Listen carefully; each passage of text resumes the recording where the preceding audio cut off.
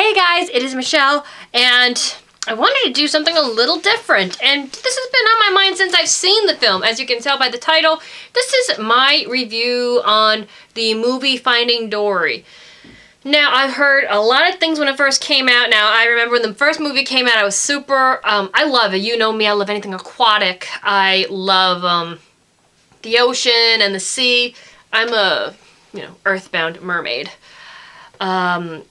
And that movie, well, when I won't get into it, but the first time I saw it in theater, but I really, really loved the first movie, and when I saw that they were coming out with a Finding Dory, I was excited to see how they would do, because normally, as we all know, when you do a sequel, it's very, very rare where you'll have a sequel be as good as the first film. And I feel like, as much as I love Disney, there's maybe one or two sequels that I will say, oh, I really love that. The rest of them normally are not all that great.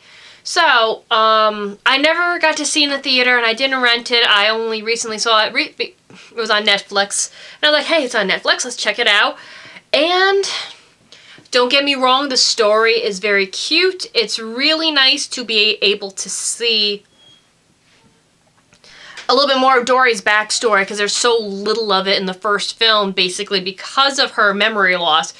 You don't really know much about her. You just know that she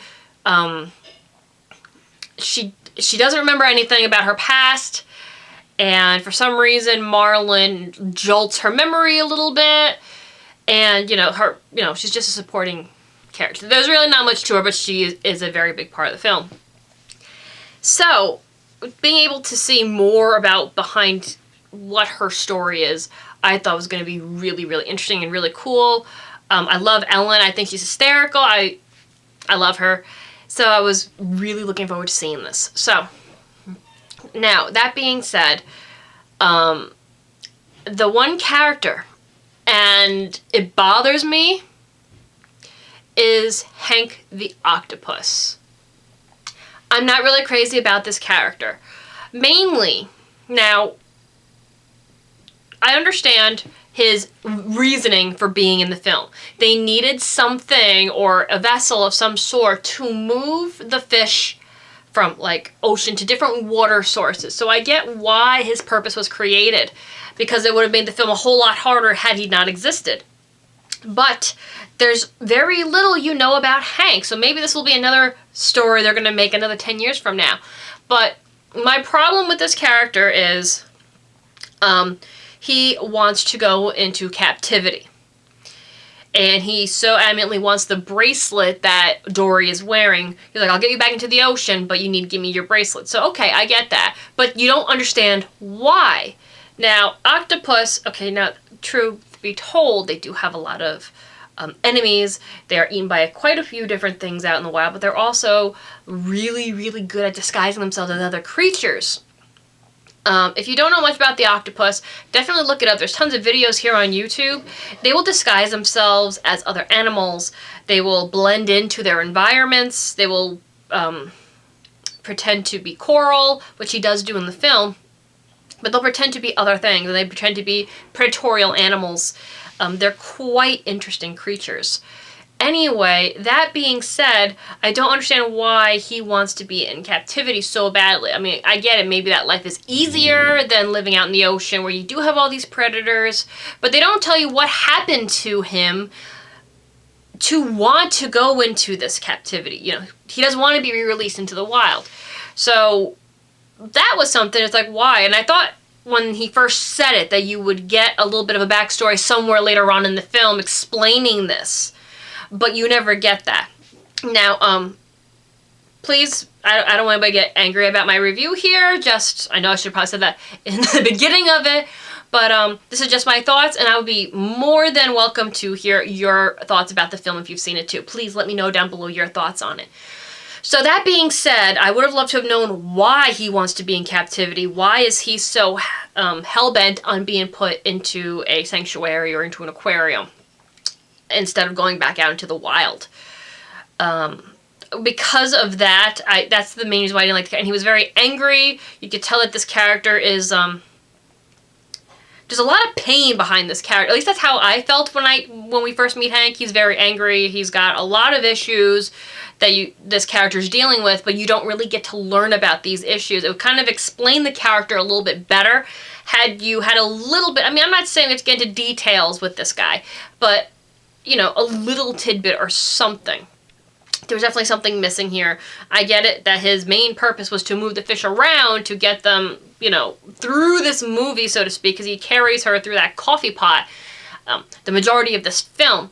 But they could have built him up because he is a very intricate part. Oh, I'm not sure if intricate's the word I'm looking for here, but he is a big part in this story. So, you know, they should have built up on him a little bit more. But that was really my main gripe about it. I do think that the story is really interesting, really cool. It was awesome to see where Dory's family came from and that she was able to remember these images. Although it's a little weird to me because it just seems like out of nowhere she started remembering her family and that she had to go to here and this and that. I just would have assumed that over time this slowly would have come up. And that she would have been like, hey, I'm going to go look for my family. Like, I mean, they do touch on it, but I just feel like, you know, they're having a good time, they're out there, and then, like, she gets a flash, and then automatically she takes off. But that is Dory's character. That's, I mean, they explain it in this film. That's just what she does. She follows her heart and goes with it, which is probably what makes her such an endearing character. But I just feel like we went from, like, oh, here we are in our, you know, our little... was it an amenity? I can't even pronounce it because, like, I'm so used to hearing Nemo say it that I will pronounce it wrong. But, you know, they're in their coral reef area, and then boom, she's like, oh my god, I remember my family. And I've assumed that they've been in this coral area for quite some time. I think about a year, and it takes her this long to remember. But, you know, that's a whole nother story. You know, I mean, it's not like we can... It would have made the film longer if they did it the way I wanted to do it. So I understand for time constraints why that couldn't be done. But I really liked how they did show the parents, but I just assumed that her breed had this memory loss thing. So it was interesting to see that these other fish didn't. In fact, they had very good memories, and they were like, oh, you're... I forget the parents' names now. There I go with memory again. And they're like, oh, you're so-and-so's daughter. They tried looking for you. And so it was very cool to see that. And then, like, she's like, remember, oh, that song, Just Keep Swimming. Oh, I remember. So it was really... I do like that you did get to see those little parts and explaining where she came from and how she got into the ocean. So I thought those were really cool to see, which is what I think everybody wanted when the first film came out, was to get more of Dory's story, because there was so very, very little that we knew about that character. But now being able to see her family and that she came from a sanctuary, that, you know, why she likes playing with sand and shells, I think that's really, really cute, and I'm really glad that they did pick this particular character to focus on, even though I would have loved to have seen maybe something with Nemo as he was getting a little older or something along those lines, because there don't seem to be any clownfish in this area that they're in besides him and his father. You know, maybe meet a little girl one, but I do believe that Nemo's breed, I believe clownfish are hermaphroditic. If there are no female, I believe one of them will turn female. I think that's how it works. I could be wrong on that, but I do know a lot of ocean breeds do that. But, I mean, that would have been a whole different story, but it would have been cool if maybe another little clownfish comes around or something like that. I would like to see something like that. But my main gripe with the whole story truly is Hank. I just feel Hank is a very complex character, but not a lot is known or said about it. So, all in all, I think the movie is super cute. Again, not as good as the original. The original, just like... It's kind of within, it's on its own shelf. You really can't touch it. And I knew, and I feel like a lot of people felt the same way, that when they came out with the new one, that it wasn't going to be anything close to the magic that they captured in the first. Same with the Toy Story movies. Now, I do enjoy the second Toy Story. I feel that the first one will always have a special place in everybody's heart. Everybody remembers. I mean, that movie, it was just like awe for everybody when that movie first came out.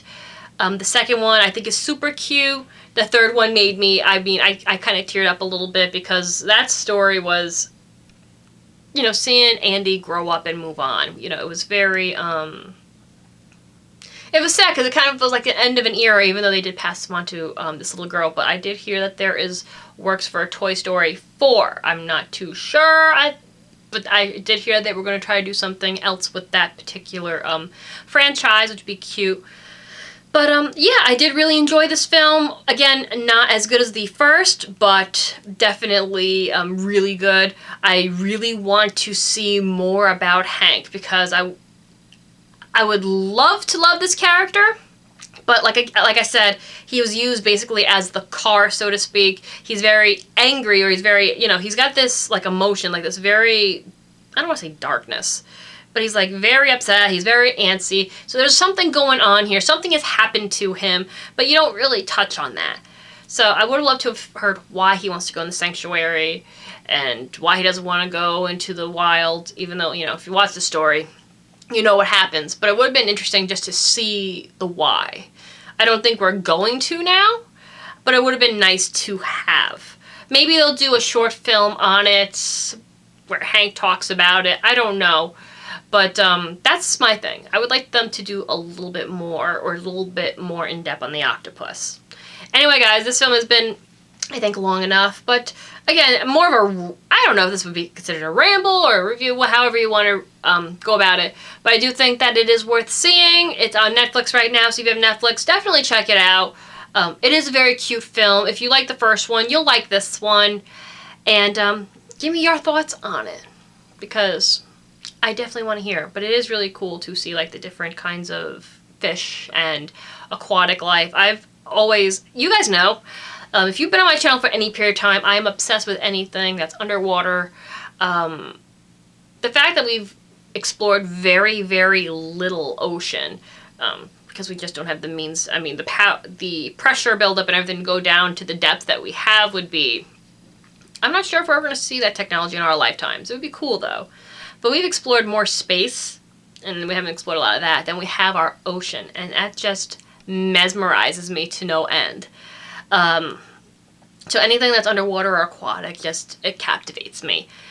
But this movie was really cute. I'm really looking forward. They're coming out with a new Pirates of the Caribbean, and that's probably one of those few franchises I should do a review, because I have specific feelings for on Stranger Tides than I do for the first three.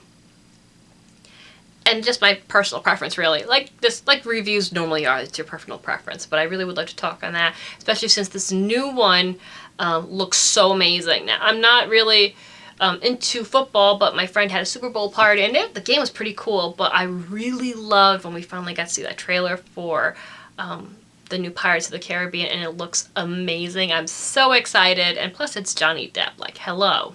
Right then and there, you got enough going for you. So anyway, guys, I hope you enjoyed this. Please let me know down below your thoughts about this film.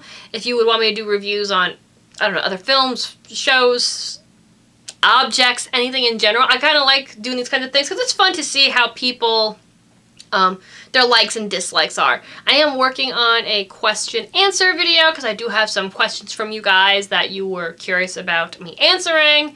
So I will be doing that very shortly. Anyway, guys, I hope you enjoyed this video, and I'll see you in the next one. Take care, guys. Bye!